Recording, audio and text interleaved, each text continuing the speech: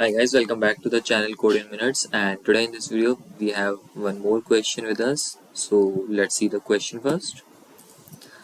तो हमारे पास क्वेश्चन है find an unique integer sum up to 0.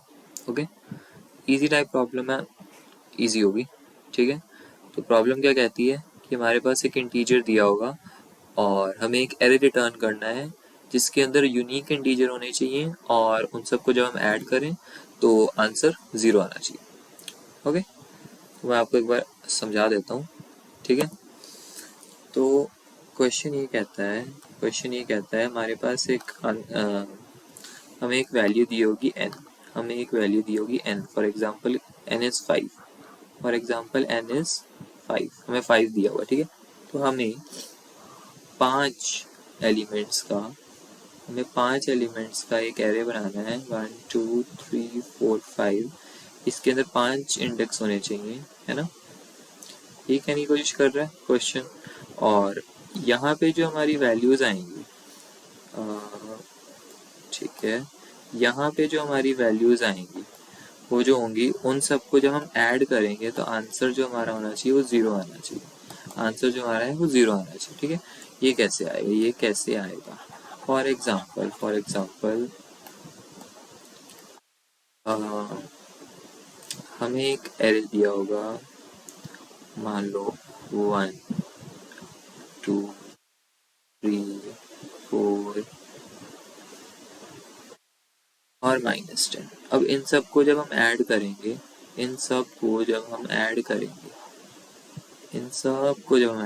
तो आंसर 0 आएगा, है ना.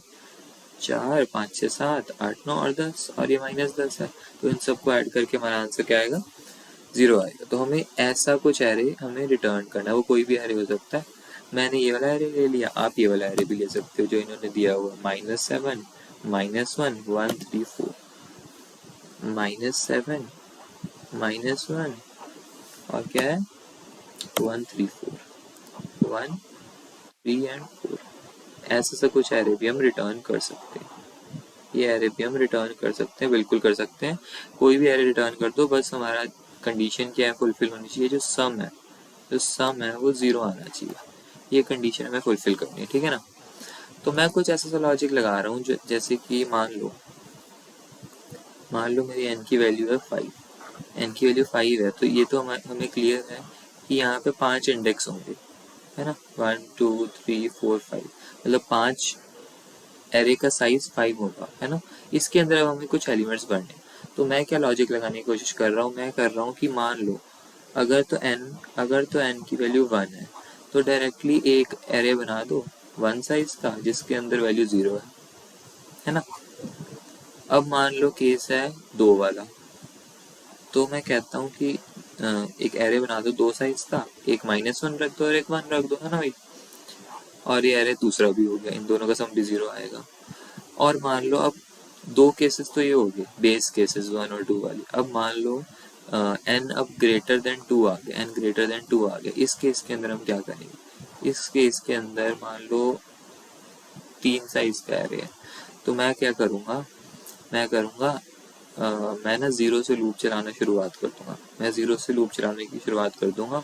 मैं एक फॉर लूप लगाऊंगा जो int i इक्वल्स टू 0 से स्टार्ट होगा, i लेस देन n तक चलेगा, i प्लस प्लस करेगा. ये बेसिक चीज तो हमें करनी है. ठीक है ना. इसके अंदर क्या होगा, हमने क्या करना है, हमने एक वेक्टर लेना है. वेक्टर मान लो फॉर एग्जांपल v वेक्टर है. उसके अंदर हमने कर देना है पुश बैक किसको, i को, मतलब कि ये वाले i को. अब अगर i 3 है, अगर मान लो n की वैल्यू 3 है, n की वैल्यू क्या है 3 है, तो इसके अंदर क्या चीज आएगी, पहले 0 आया. ठीक है, फिर पुश बैक हो गया, फिर आया 1, फिर पुश बैक हो गया. अब लास्ट कंडीशन क्या है, इसको एक काम करते हैं. मान लो मेरा 3 साइज का एरे है, तो मैं उसको 2 तक ही भर लेता हूँ. मैं उसको 2 तक भरूंगा, 3 तक नहीं भरूंगा इसके अंदर. तो मैं क्या करूंगा, लेस देन n-1 ही कर देता हूँ. यहाँ पे लेस देन n-1 पहले 0 के लिए चलेगा, ठीक है, फिर 1 के लिए चलेगा, फिर 2 के लिए नहीं चल पाएगा, इस लूप से बाहर आ जाएंगे, ठीक है। और हम इसके अंदर क्या करेंगे, हम एक आंसर के अंदर स्टोर करके रख लेंगे किसकी वैल्यू, आई की वैल्यू, ताकि जब हम लूप से बाहर निकलें तो हम एक और बार पुश बैक कर सके वी के अंदर। वी के अंदर हम कहेंगे, वो दिख नहीं रहा होगा, वी के अंदर हम पुश बैक करेंगे, क्या पुश बैक करेंगे इसके अंदर, हम कहेंगे -1 इंटू आंसर को पुश बैक करेंगे। -1 इंटू आंसर क्यों, अब मान लो आंसर की वैल्यू यहाँ पे सबसे पहला जो केस चलेगा वो 1 के लिए चलेगा, 0 के लिए चलेगा, तो आंसर के अंदर वैल्यू आ गई 0। फिर अगला केस चला 1 के लिए चला, फिर इसकी वैल्यू 0 हट के 1 होगी, ठीक है ना। फिर अब लूप से बाहर आ गया, फिर हम यहाँ पे आए, इस वाली कंडीशन के अंदर हमने कहा क्या, पुश बैक कर दो आंसर इंटू -1। आंसर की वैल्यू क्या थी 1, मतलब कि मेरे को -1 पुश बैक करना है। अब ये देखो, इसका जब सम आएगा तो टोटल जो सम आएगा, सम जो आएगा वो 0 हो जाएगा, सम जो है वो 0 हो गया। तो ये वाले लॉजिक की मदद से हमारा कोड खत्म हो गया। बेसिकली हमें ये वाला लॉजिक लगाना है, ठीक है ना, हमें ये वाला लॉजिक लगाना है। हमें क्या करना है, n की जो 1 के लिए वैल्यू है उसके लिए ये डाल देना है, n की 2 की वैल्यू के लिए ये डाल देना है, और जो ग्रेटर देन 2 है उसके लिए ये वाला वैल्यू आ जाएगी, और हमारा कोड बिल्कुल कंप्लीट हो जाएगा। चलो अब एक बार कोड करके देख लेते हैं, ठीक है। तो मैं सबसे पहले एक वेक्टर बना देता हूँ, मैं वेक्टर बना देता हूँ एक int टाइप का, ठीक है, v, ओके। और इसके अंदर अब मैं क्या करता हूँ, एक आंसर भी बना लेते हैं, इसका -1 से इनिशियलाइज, -1 से नहीं 0 से इनिशियलाइज कर लेते हैं, ठीक है ना। इसके बाद मैं कहूँगा कि अगर n इक्वल्स टू 0 है तो क्या करो, v डॉट पुश बैक करो, किसको पुश बैक करना है, 0 को पुश बैक करो और रिटर्न कर दो, है ना भाई। और नेक्स्ट केस होगा, अगर जो n है वो इक्वल्स टू 1 हुआ, 1 हुआ, मतलब नहीं, n की वैल्यू 0 नहीं हो सकती ना, n की वैल्यू 1 होगी, तो ये 1 के केस में हमने 0 रिटर्न करना है। और अगर 2 होगा, n की वैल्यू 2 होगी, तो हम क्या करेंगे, v डॉट पुश बैक करेंगे, सबसे पहले 1 को पुश बैक कर देंगे, ठीक है ना, और फिर हम कहेंगे v डॉट पुश बैक,